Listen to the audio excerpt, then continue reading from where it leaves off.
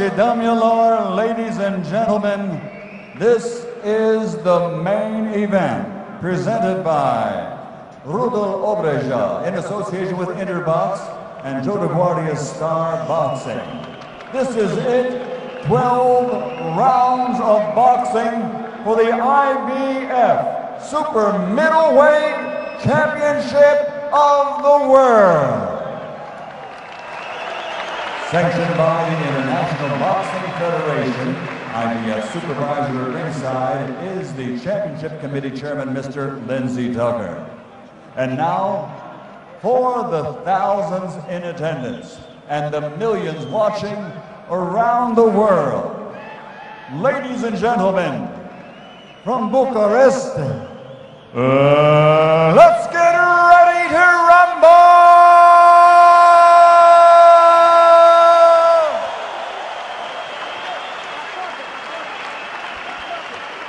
Fighting out of the blue corner, wearing blue, official weight 75.3 kilograms. In 30 professional fights, 29 victories, including 60 knockouts with 1 draw.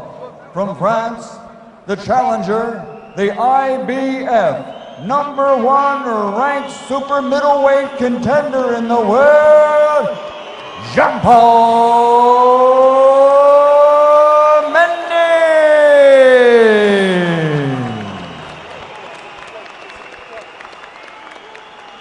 and fighting out of the red corner, wearing red, yellow, and blue, officially weighing 76.15 kilograms. In 28 professional fights, 28 victories, including 23 knockouts. He is the fighting pride of Petea, Romania, the reigning, defending IBF Super Middleweight Champion of the World, Lucian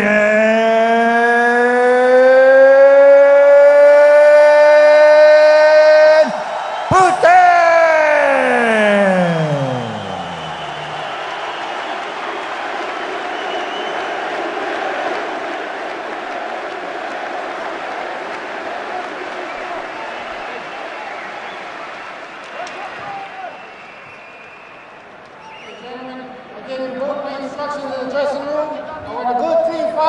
Remember, protect yourself at all times. Touch gloves. Final instructions there from our referee, Marlon Wright. And we're just seconds away from this IBF Super Middleweight title fight. I'm joined by Duke McKenzie, 3-weight world champion. Duke, you could almost see the tension there, couldn't you, in Lucian Bute's eyes as the announcements were made. Such an emotional time for him. Absolutely, you know, fighting in his hometown. This is a massive fight, and they want to make a massive statement. Crowd are expecting Bute will deliver. Well, you can hear the chants of Bute as the fight gets underway. Two southpaws here. We shouldn't have too much of a clash of styles, like watching a fight in a mirror. Well, Bute is known as Mr. KO. And he's got plenty on his record. Only been the distance 5 times. His last 5 fights have been won by stoppage. And fancy his chances of another one here tonight. From Paul Mendy, perhaps lucky to have got his chance. He comes into the fight off the back of a first-round disqualification win over Sakio Bika. Doesn't really tell the story of the fight, though. Mendy was knocked down by Bika and hit when he was on the floor. It was a marginal call. The referee, Joe Cortez, disqualified Bika. He was very much in a winning position, so a stroke of luck perhaps for Mendy to get this fight. He kept his unbeaten record intact with that win over Bika. But the consensus is, Duke, that he may be a little bit out of his depth this evening. Well, you know, obviously we're about to find out. You know, when you get a world title opportunity, you have to take it, regardless of, you know, your current form. If it's put in front of you, you take the shot.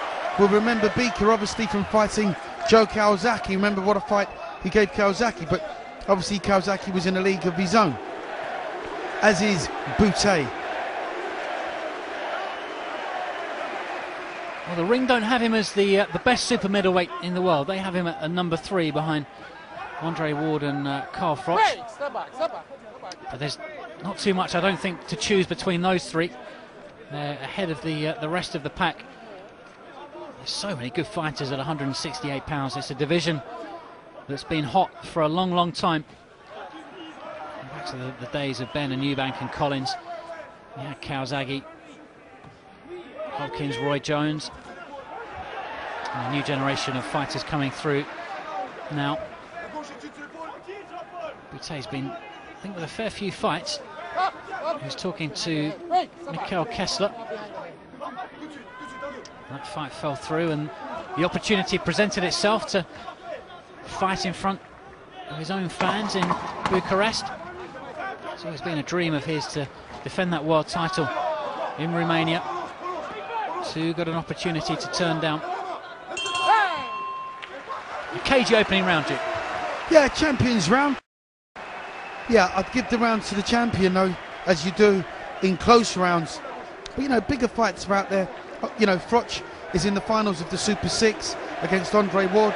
You know, there's talk of the winner of that possibly fighting Bute. You know, there's some mouth-watering fights out there for this kid if he's successful tonight. He's got an exciting style as well, hasn't he, Duke? Those low hands. It's an inviting style. Yeah, he invites you in and then he pays you for it. You know, he's noted for being a great body puncher. He's got a very crab-like style. He really lets those hands go to the body. Stoppages that way in the past. Comes into this fight off the back of a good win over Brian McGee. Northern Irishman was dropped 3 times. I don't know if there's a real stellar name on his CV yet, though. Lucian Bute. Some good wins. With Edison Miranda, William Joppy. Well, Joppy was fairly faded. Sakio Bika, 12-round win over him as well. There's no real A-lister yet. 31. I guess Bute is going to have to make his move in the next couple of years. He would have thought with so many big fights to be made. He says he'll take on absolutely anyone. There's been talk of Bernard Hopkins. Jean Pascal was calling him out today as well. He'd have to go up to light heavy, I guess, to have those. There's been movement between the divisions before. Nice body shot that from Mendy. Well, you know, there's a lot of unfinished business in the super middleweight division before he even starts talking about fighting. Lovely uppercut, come hook. Lovely shot there by the champion. That's class. His best punches of the fight so far. Really beginning to stamp his authority on things. Lucian Bute.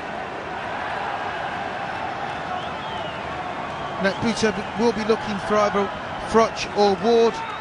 You know, he's not invincible. He has been on the deck before against Libredo. Andre, he got decked in that fight, but got up to get a decision. Many thought he was quite lucky in that fight, but he put the record straight when they had their return. He knocked him out, I think, in 4 rounds in their return. So that will tell you the mark of the man. Absolutely. That was a controversial fight, that first one. Bute was saved by the bell when he was knocked down in the 12th round. And the referee in charge tonight. Marlon Wright was officiating then. Some controversy over whether Bute should have been stopped, but he wasn't.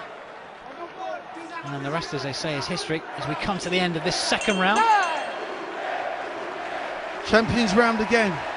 Nice combinations. Left uppercut, right hook for me. They were the 2 really good scoring punches in that round. Well, the crowd enjoyed things. Here's Bute's corner.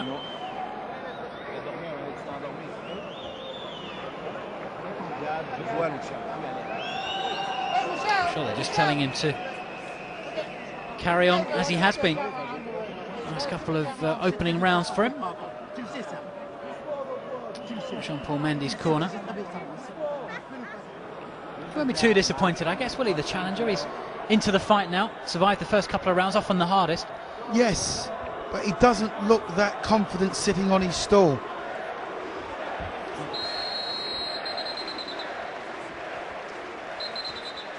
That was that little combination there from Bute. Lovely combination, jab, double hook. You don't see that very often.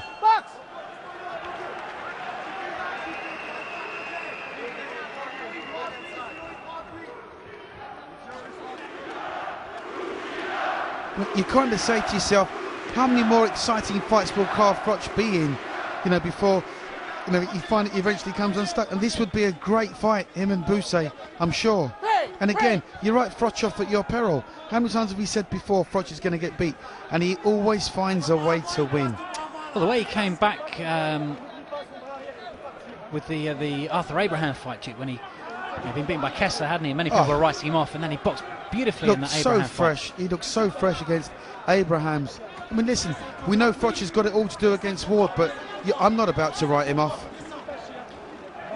Froch is guaranteed excitement, and Bute's exciting too, so that really would be a cracker. Nice shots here from Bute. Here comes Mendy with a jab of his own, again with the jab. Distinguished amateur record, Jean-Paul Mendy. He went to the 96 Olympics. He was knocked out by Sven Okta, or knocked out of the tournament. Certainly wasn't put on the floor. Bute's like a pickpocket. He nips in, hits you 3 or 4 little punches and just nips out again before you even realise what's happened. They're not all power shots, some are just scoring shots. He's got a very unusual southpaw style. There it is, look. 1, 2, 3 shots before the kid even realised what had happened. Happy to fight off the ropes as well, Lucian Bute. He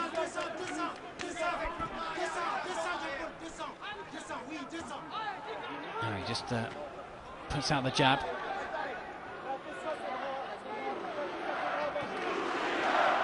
It's good from Bute, just lands and then walks away, as Duke was saying.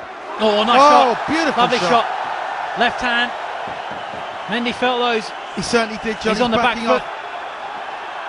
Might be in trouble here, Jean-Paul Mendy. There's 45 seconds left of the round.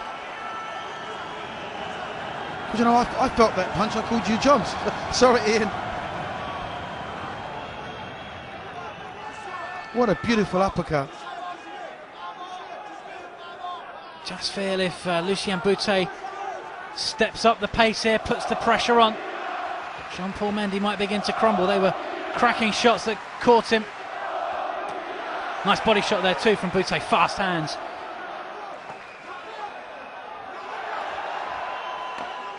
Punch perfect from Bute so far. Nice little movement, just swaying out of the way of Mendy's punches, allowing him to miss and capitalising.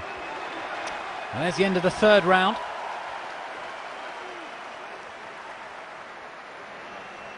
I just wonder if Lucian Bute just wants to go a few rounds, Duke, to give the crowd some value for money.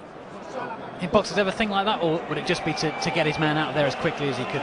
It's business as usual for Bute. He won't want to carry this guy or take him into any later rounds. If he can get him out of this, in this next round, I'm sure he will. You don't get